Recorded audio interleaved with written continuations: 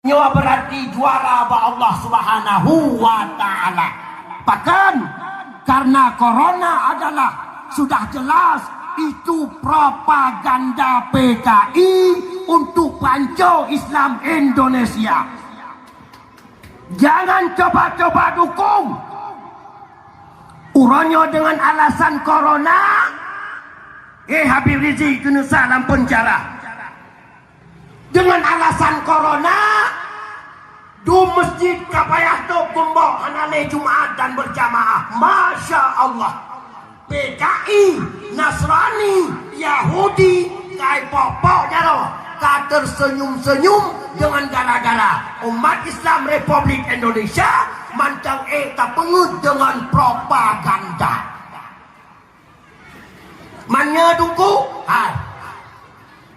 Hana pernah penyakit wabah di dua muton dalam Sabah Nanggro? Tidak pernah.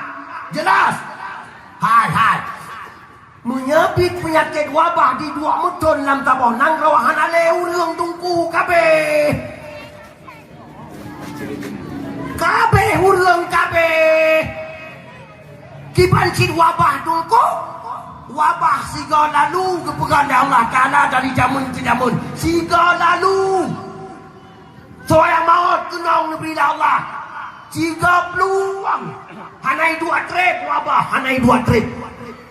Bahkan wabah corona orang di Republik Indonesia yang paling trip. Negara lain kabeh boleh Bandung. Tak Indonesia yang paling trip. Bahkan gara-gara dipelara corona oleh binatang haram jadah PKI.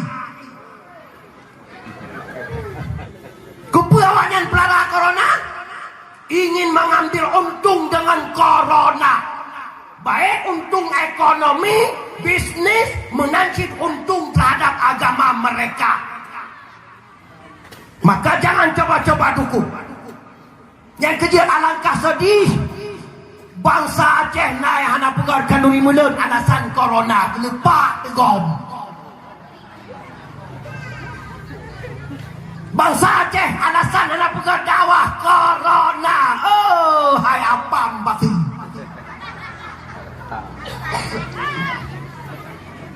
Kahai seharusnya kalinya lah pelebeh raya kegiatan maulid kita kerjakan ketimbang tonton yang kau ikut. Pelebeh raya. Bahkan Rasulullah menyanaduh tak dengar dalam jerat sangka ke kemudian ke hai umat. Wahai umat Lun, tolong. Bahkan hiduan Nanggro tengah dihina Rasulullah dengan diputar film-film penghinaan ke Rasulullah. Betul? Betul? Di Perancis tengah diputar film penghinaan ke Rasulullah. Di Cina tengah diputar film penghinaan ke Rasulullah.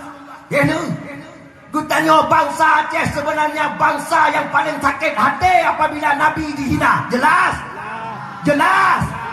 Maka apabila ku tanya bangsa Aceh menyadari diri bangsa terhormat, bangsa yang paling keng agama, bangsa fanatik kepada Rasulullah, lega pegat dakwah dalam tabah dusun. Kalinya lega pegat kawi mulut. Kebuat tujuan dengan makin raya tak pegat kanduri mulut kalinya. Dengan makin le tak pegat dakwah maulid kalinya. Seolah-olah sangsan. Kalian tajak Perancis takuh Presiden Perancis. Jelas? Jelas? Kalian tajak Cina takuh Presiden Cina kalian dihina Rasulullah. Gara-gara le tak pegat kawi mulut dan dakwah maulid. Ini kalian. Tak dali tungku yang abad rawan tak dali. Dengar ayat Quran. Dengar ayat Quran. Bismillahirrahmanirrahim. فالذين آمنوا به وعزروه ونصروه واتبعوا النور الذي أنزل معه فأولئك هم المفلحون. Ayat Quran bermakna Maka bermula orang-orang yang beriman dengannya Muhammad bihi yang dalam ayatnya nyan hadamer diwa ke Nabi Muhammad. Maka bermula orang-orang yang beriman dengannya Muhammad dan mereka membesarkan akannya Muhammad. Wa azzaruhu jikanan makna jikanan tafsir peta. Wa azzaruhu mereka membesarkan akannya Muhammad. Wa nasaruhu mereka membantu akannya Muhammad. Wa taba'un nuran ladzi unzila ma'ah dan mereka mengikut cahaya yang turun dari Allah kepadanya Muhammad. Faulaika humul muflihun. Maka orang itu adalah termasuk mereka-mereka yang mendapat kemenangan dunia dan akhirat. Masya Allah. Ya, hai, hai, hai. Tengok rambut kau pipang.